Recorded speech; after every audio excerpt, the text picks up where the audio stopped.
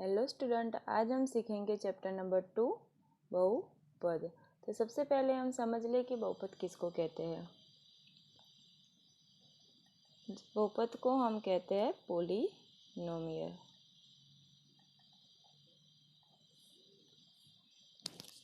तो बहुपद में हमको ये वर्ड से ही समझ में आता है कि यहाँ पे एक से ज़्यादा पद हो गए, या फिर मैं कोई एक एग्जाम्पल ले लूँ 3x² प्लस 4x प्लस 7। तो यहाँ पे आप देख सकते हो कि ये मेरा एक पद है, ये है दूसरा एंड ये है मेरा तीसरा। तो यहाँ पे मैंने एक से ज़्यादा पद लिए हैं, तो इसको मैं बोलूँगी बहुपद।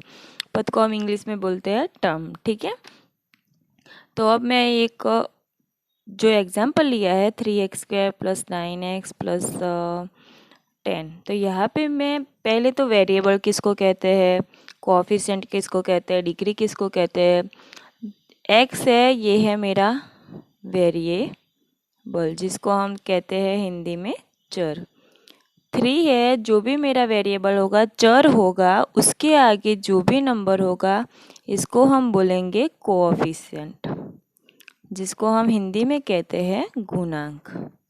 एंड यहाँ पे आप देख सकते हो कि जो भी मेरा चर है उसके ऊपर जो भी आप देख सकते हो 2 है, तो इसको हम बोलते हैं डिग्री, हिंदी में कहते हैं हम घात। ठीक है, सबसे पहले मैं आपको समझा दूँ कि कोएफिशिएंट किसको कहते हैं, वेरिएबल किसको कहते हैं, डिग्री। तो यहाँ पे आप देख सकते हो x है, ये सब क्या है, मेरे चर है। x के आगे जो होगा वो मेरा होगा गुणांक, एंड x से ऊपर जो होगा उसको हम बोलते हैं घात। चलो मैं कोई एक और एग्जांपल लेती हूँ। 7x³ plus 5x plus 7। तो यहाँ पे मेरे कितने, पहले तो टर्म कितने हैं, पद कितने हैं, 1 2 3। x³ के आगे जो है इसको हम क्या बोलते हैं, गुणांक। यहाँ पे मेरी घात कितनी है, 3। एंड यहाँ पे कौन सा वेरिएबल है, मेरा चर कौन सा है, तो x। चलो मैं एक और एग्जांपल लेती हूँ 3y² प्लस 7। तो यहाँ पे मेरा कौन सा वेरिएबल है, तो यहाँ पे मेरा y है, जो भी चर है वो y है। इसके आगे जो गुणांक है वो 3 है, एंड यहाँ पे डिग्री कितनी है, 2 है। तो अब आपको समझ में आ गया होगा कि गुणांक किसको कहते हैं, चर किसको कहते हैं, डिग्री किसको कहते हैं।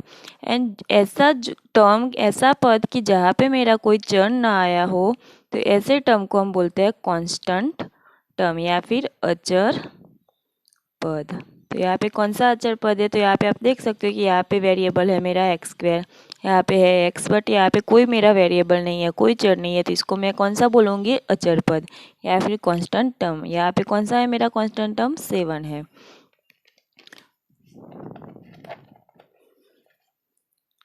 अब बहुपद किसको कहते हैं, तो 5x³ minus 4x plus x minus √2। तो ये भी एक बहुपद है जिसमें कितने टर्म है, 1 2 3 एंड 4।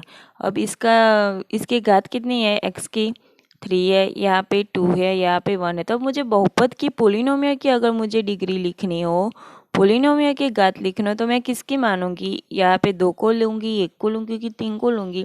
तो जो भी मेरा मैक्सिमम डिग्री है, मैक्सिमम है, उसको मैं गिनूंगी बहुपद की घात। यहाँ पे मैक्सिमम कितनी है, 3 है। तो ये पोलिनोमियल सपद p ऑफ x है, तो इसकी मुझे कितनी डिग्री मिली है, 3। कोई एक और एग्जांपल लेते हैं, 2y² माइनस 3y प्लस 4।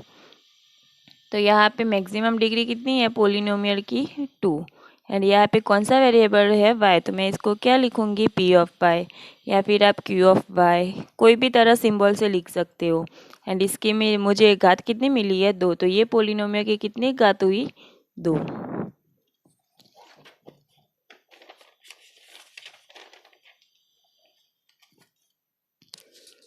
तो अब बहुपद किसको कहते हैं वो तो मुझे पता है, बट किसको हम बहुपद नहीं बोलेंगे। तो जहाँ पर मेरा अपॉन में, बट्टे में मेरा वेरिएबल आ जाए, चर आ जाए, तो ये बहुपद नहीं है। फिर रूट करके मेरा वेरिएबल आए, तो ये भी बहुपद नहीं है। x² प्लस 2x प्लस 3, तो यहाँ पे अपॉन में है, डिवाइडेड में है, तो ये मेरा बहुपद नहीं है। कोई भी वेरिएबल की डिग्री -2 आ जाए तो ये भी माइनस में है, इसका मतलब अगर मैं इसको 1 अपन करके लिखूँ तो ये क्या हो जाएगा, प्लस होगा। तो ये अपन में आ गई, डिवाइडेड में हो गए, तो अब ये बहुपद नहीं है। तो आप देख सकते हो कि बहुपद किसको नहीं बोलेंगे, तो जहाँ पर मेरा वेरिएबल है वो डिवाइडेड में हो जाएगा, बट्टे में आ जाएगा, या फिर रूट करके आएगा, माइनस में होगा जिसका डिग्री, वो सबको हम क्या बोलेंगे, बहुपद नहीं है, ऐसे समझेंगे।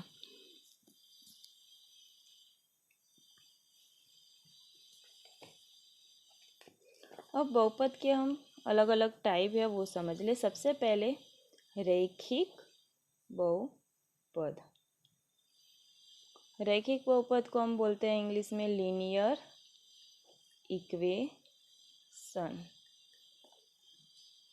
तो रैखिक बहुपद किसको बोलेंगे, तो जिसका पावर, जिसका डिग्री कितनी हो, एक हो। सपोज मैं एक एग्जांपल लिखती हूँ, ये है इसका व्यापक रूप।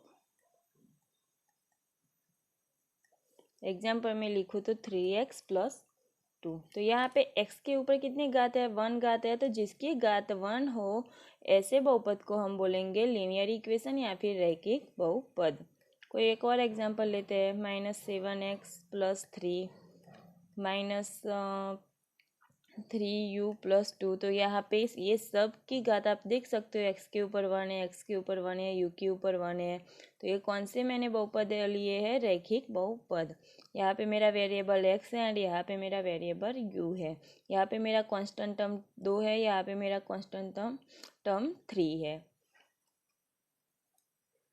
ये है मेरा इसका व्यापक रूप ax + b।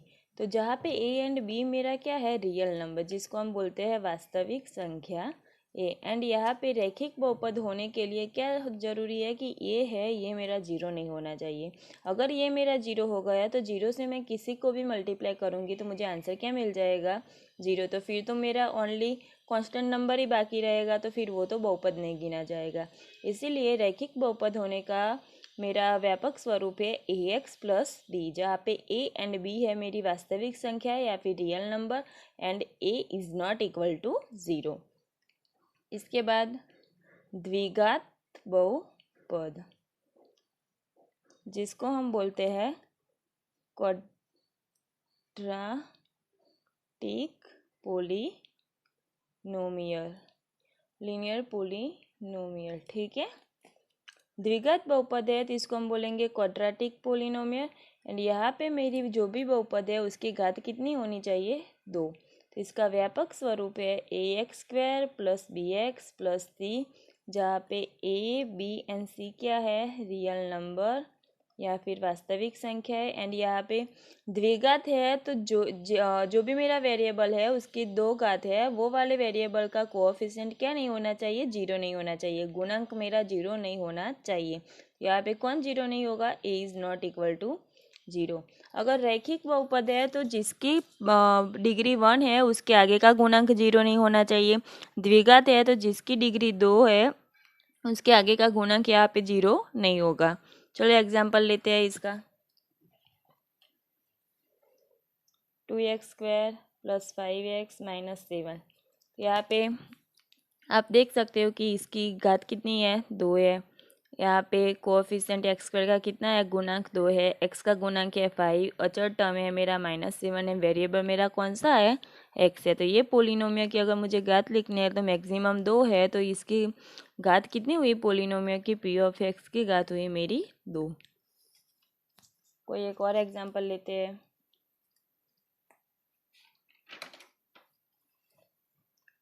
7x² - 9x।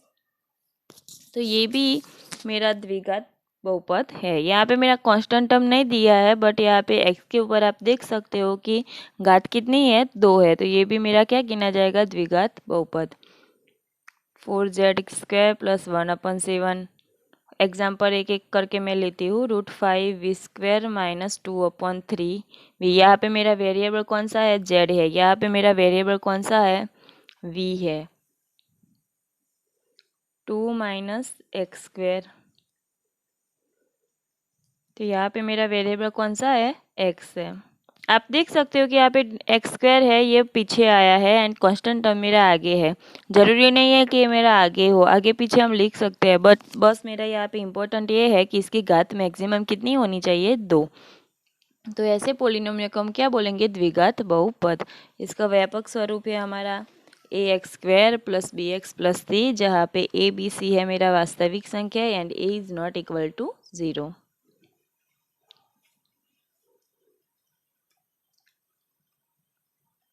त्रिघात बहुपद जिसको हम बोलते हैं cubic polynomial.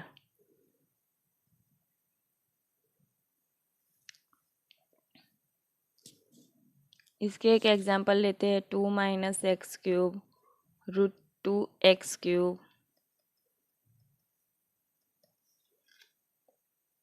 3 minus x square plus x cube, 3x cube minus 2x square plus x plus 2। तो ये सब एग्जांपल है वो किसके है, क्यूबिक पोलिनोमियल। तो क्यूबिक पोलिनोमियल हम किसको कहेंगे कि जो भी मेरा बहुपद है उसका मैक्सिमम डिग्री मुझे कितनी होनी चाहिए, 3। यहाँ पे आप देख सकते हो कि सभी में मैक्सिमम कितनी है, 3 है। एंड यहाँ पे वेरिएबल मेरा x है, यहाँ पर भी x है, यहाँ पर भी x है। इसका व्यापक स्वरूप हम लिखेंगे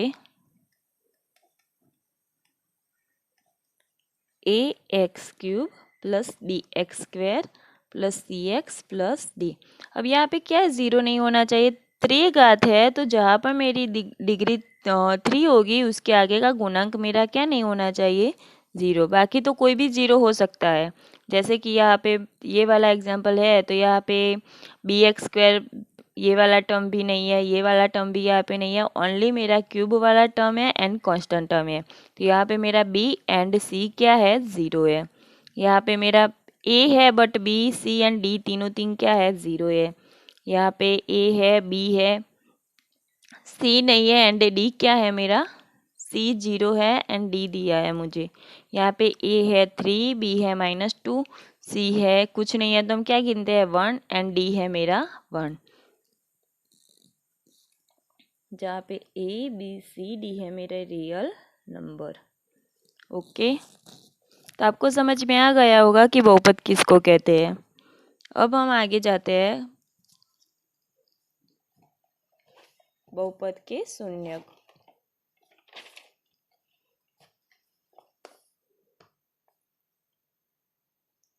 शून्यक जिसको हम कहते हैं जीरोस। तो कोई भी बहुपद हो तो उसके शून्यक हम कैसे निकालते हैं, उसके जीरोस कैसे निकालते हैं। सबसे पहले तो शून्यक कहते किसको है, जीरो किसको कहते हैं। तो सपोज मैं कोई एक एग्जांपल लेती हूँ, P of x is equal to x square minus 3x minus 4। तो यहाँ पे मैं x की जगह -1 लेती हूँ, x की जगह क्या लेती हूँ, -1। तो p of -1 is equal to -1 square 3x की जगह -1 एंड 4। -1 का स्क्वायर है तो क्या हो जाएगा, +1, माइनस माइनस +3 -4। तो यहाँ पे मुझे क्या मिला, 0। x इज इक्वल टू मैं लेती हूँ +2, तो लिखूँगी क्या, x की जगह 2, 2 का स्क्वायर -3 इंटू 2 -4, 2 का स्क्वायर है 4, 3 2 जा 6 -4। तो यहाँ पे मुझे क्या वैल्यू मिली, -6। चलो मैं x की जगह लेती हूँ कोई -4 लेती हूँ, +4 लेती हूँ। चलो p ऑफ 4, तो 4 का स्क्वायर -3 इंटू 4 -4, 4 का स्क्वायर कितना होगा, 16, 12। तो यहाँ पे माइनस माइनस तो प्लस, तो 12 में 12 + 4 तो 16 है, बिगन के आगे माइनस है तो -16 है +16, तो क्या हो जाएगा मेरा आंसर, 0। तो यहाँ पे आप देख सकते हो कि x इज इक्वल टू मैंने -1 लिया तो मुझे क्या आंसर मिला, 0। 2 लिया तो क्या मिला, -6। 4 लिया तो क्या मिला, 0। तो x की जगह अगर मैं कोई नंबर लेके जो भी मेरा आंसर आता है उसको हम क्या बोलते हैं, मान। क्या बोलते हैं, मान। तो p ऑफ x का x इज इक्वल टू -1 के आगे इसका मान कितना मिला मुझे, 0। x इज इक्वल टू 2 के लिए मुझे ये इक्वेशन का कितना मान मिला है, -6। मान को हम कहते हैं values. x is equal to 4 के लिए मुझे कितना मान मिलेगा, जीरोज। अब मान का मुझे समझ में आ गया, बट शून्यक जीरोज किसको कहेंगे, तो जो भी मेरा बहुपद है तो वो बहुपद में x की ऐसी कौन सी वैल्यू मैं लेती हूँ तो मुझे p ऑफ x 0 मिलता है। x की ऐसी वैल्यू जो मुझे लेनी है कि जहाँ पे मुझे p ऑफ x 0 मिले, तो वो वैल्यू को हम p ऑफ x के क्या बोलेंगे, शून्यक। यहाँ पे आप देख सकते हो कि x इज इक्वल टू मैंने -1 लिया है तो मुझे क्या मिलता है, 0। फिर यहाँ पे x इज इक्वल टू 2 के लिए -6 मिलता है तो मैं ये नहीं लूँगी। x इज इक्वल टू +4 के लिए भी क्या मिलता है, p ऑफ x 0 मिलता है यहाँ पे। तो p of -1 is equal to 0 and p of 4 is equal to 0। जहाँ पे मुझे मान है वो 0 मिले तो x की वो वैल्यू को हम क्या बोलेंगे, वो बहुपद का शून्यक बोलते हैं। तो यहाँ पे ये बहुपद है तो इसके शून्यक मुझे कितने मिले, p of -1 is equal to 0 and p of 4 is equal to 0। तो -1 एंड 4 के लिए मेरा मान कितना आता है, 0 आता है, वैल्यू 0 आती है। तो -1 एंड 4 है वो p of x is equal to x² - 3x - 4 के क्या गिनेंगे, शून्यक। तो कितने मिले, 2, -1 एंड +4। ओके।